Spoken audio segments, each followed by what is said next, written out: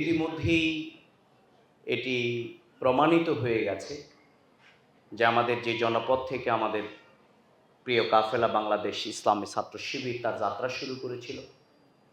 আমরা এখানে একসময় খুব শক্তিশালীভাবেই আমাদের এই আন্দোলনের ভাইয়েরা কাজ করেছেন। শহীদ আব্দুল মালিককে এখানে হত্যা করা হয়েছে। আমাদের প্রিয় আমিরে জামাত শহীদ মাওলানা মতিউর রহমান নিজামের রক্ত এই বিশ্ববিদ্যালয়ে ঝরেছে। আমাদের অসংখ্য শহীদেরা এখানে জীবন দিয়েছে। সে ত্যাগ এবং কোরবানির পথ মারিয়ে এই বিশ্ববিদ্যালয় আমাদেরকে থাকতে দেয়া হয়নি, আমরা থাকতে পারিনি। বাংলাদেশের দুটি জায়গায় আমরা নারায়ে তাকবীরের স্লোগান দীর্ঘদিন আমরা দিতে পারিনি। তার মধ্যে একটি হচ্ছে ঢাকা বিশ্ববিদ্যালয়, আর আরেকটি হচ্ছে সবচেয়ে কঠিন জনপদ জাহাঙ্গীরনগর বিশ্ববিদ্যালয়। কিন্তু ইসলামী ছাত্র শিবির এখান থেকে তার যাত্রা শুরু করেছিল। এখান থেকে শুরু হয়ে গোটা বাংলাদেশে ইসলামী ছাত্র শিবির ছড়িয়ে পড়েছে। কি এক মিরাকলি!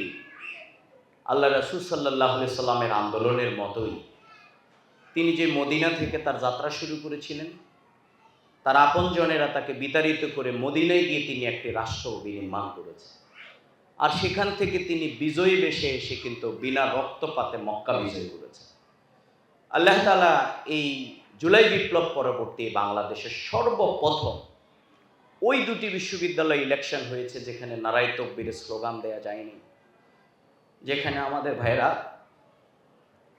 শুধুমাত্র নামাজ পড়ার কারণে রাতের পর রাত যাদের উপরে নির্যাতন হয়েছে, যাদের আঙ্গুলের নখ তুলে ফেলা হতো, ছাদ থেকে যাদেরকে ফেলে দেয়া হতো, যাদেরকে কোরআন শরীফ পড়ার কারণে নির্যাতন চালানো হতো, যাদেরকে শীতের দিনে পানির মধ্যে দাঁড় করিয়ে রাখা হতো, যাদেরকে কনকনে শীতের মধ্যে বাহিরে দাঁড় করিয়ে রাখা হতো, কাউকে পিলারের সাথে বেঁধে তাদেরকে নির্যাতন করা হতো।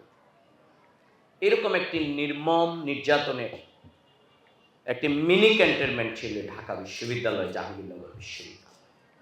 বাংলাদেশের ইতিহাসে সবচেয়ে যে বিশ্ববিদ্যালয় থেকে আমাদের ভাইদেরকে ডিগ্রি ছাড়াই ইন্টারমিডিয়েটের সার্টিফিকেট নিয়ে যাদেরকে বের করে দেয়া হয়েছে, সেই বিশ্ববিদ্যালয়ের নাম হচ্ছে জাহাঙ্গীরনগর বিশ্ববিদ্যালয়।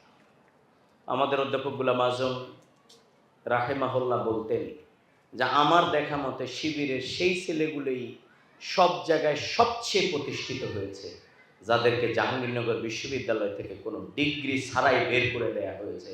তারা প্রত্যেকেই পরবর্তীতে বিভিন্ন জায়গা থেকে বড় বড় ডিগ্রি অর্জন করে ভালো ভালো জায়গায় আল্লাহ তাআলা তাদেরকে নিয়ে গেছেন, আলহামদুলিল্লাহ। সুতরাং এই নির্যাতনের রেজাল্ট আল্লাহ তাআলা কি মিরাকলি আমাদেরকে ইসলামী ছাত্র শিবির আবার সেই আল্লাহ রাসূলের সেই আন্দোলনের মতোই বিনা রক্তপাতে সকল ইতিহাসকে মারিয়ে অভূতপূর্ব এক রেজাল্ট আল্লাহ তাআলা ঢাকা বিশ্ববিদ্যালয়কে আমাদেরকে দিয়েছেন, আলহামদুলিল্লাহ। যে তরুণ প্রজন্ম কোন দিকে, ইতিমধ্যে বাংলাদেশের মানুষ গোটা বিশ্ব আজকে সেটি জেনে ফেলেছে যে আগামী দিনের তরুণ প্রজন্ম তাদের প্রথম ভোট, তারুণ্যের প্রথম ভোট তারা দাঁড়িপাল্লায় প্রদান করবে ইনশাআল্লাহ। সুতরাং আপনারা দেখেছেন ছাত্রী সংস্থা ছোট্ট একটি সংগঠন, তাদেরকে নিষিদ্ধ করা হয়েছে, কিন্তু সেই ছাত্রী সংস্থার সভানেত্রী ঢাকা বিশ্ববিদ্যালয়ে সবচেয়ে বেশি ভোট পেয়ে তারা নির্বাচিত হয়েছে।